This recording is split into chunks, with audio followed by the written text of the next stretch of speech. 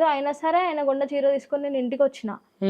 ఆ కవర్ తీసుకొని ఇంటికి వచ్చిన తర్వాత కాల్ చేసి నేను కొన్న చీర నాకు ఇచ్చేసేయి అన్నాడా? కట్టుకోకు. ఆ కాల్ హిస్టరీ ఉందా అమ్మ? ఏ టైంకి వచ్చినావు నువ్వు అప్పుడు ఇంటికి? అన్న అప్పుడు 8:30 అట్లా అవుతుంది అనుకుంటాను. అంటే వాల్ పేపర్ కూడా ఇద్దరిదే ఉందా? ఏది 8:54? అప్పుడు తీసుకొని ఇక్కడికి వచ్చిన అన్న. చీర తీసుకొని వచ్చిన తర్వాత కాల్ చేసి నేను కొన్న చీర నాకు ఇచ్చేసేయి, కట్టుకోకు, నువ్వు తీసుకొచ్చి ఇచ్చేసి వెళ్ళిపో నువ్వు అని అన్నాడు.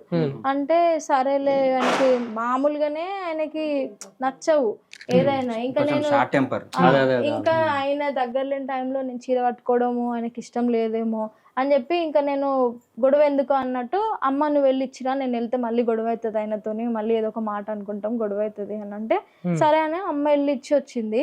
ఇంకా డోర్ పెట్టుకున్నాడు అంట. డోర్ పెట్టుకొని ఇంకా తాగుతున్నాడు కావచ్చు అనుకున్నాం అన్న. నేను ఇంకా ఇంటికి ఇక్కడ ఇంకా సరేలే బతుకమ్మ దిగాలి కదా అని చెప్పేసి ఆ విధంగా అమ్మ చీర కట్టుకుంది. ఆయన నా చీర నాకు ఇచ్చే అంటే ఇదే డ్రెస్, నార్మల్ డ్రెస్, కమ్మలు పెట్టుకోలేదు, నేను ఏం రెడీ కూడా అవ్వలేదు అన్న.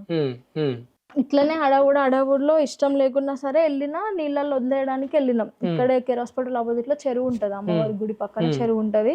వదిలేయడానికి అన్నం తీసుకొని వెళ్ళినాం. బండి మీద వెళ్ళొద్దాం అన్న అంటే అమ్మ నేను అన్న ముగ్గురం బతుకమ్మలు తీసుకొని వెళ్ళినాము. ఫోన్ చేసిండు అక్కడ. ఒక 2 నిమిషాలు వెళ్ళినా నేను వేసే టైంలో కాల్ చేసిండు, ఒకసారి వచ్చేళ్ళు నీతో మాట్లాడాలి అని అంటే నేను వస్తా, అయిపోయిన తర్వాత వస్తే ఇంకా అయిపోలేదని చెప్పిన. అంటే అప్పటికి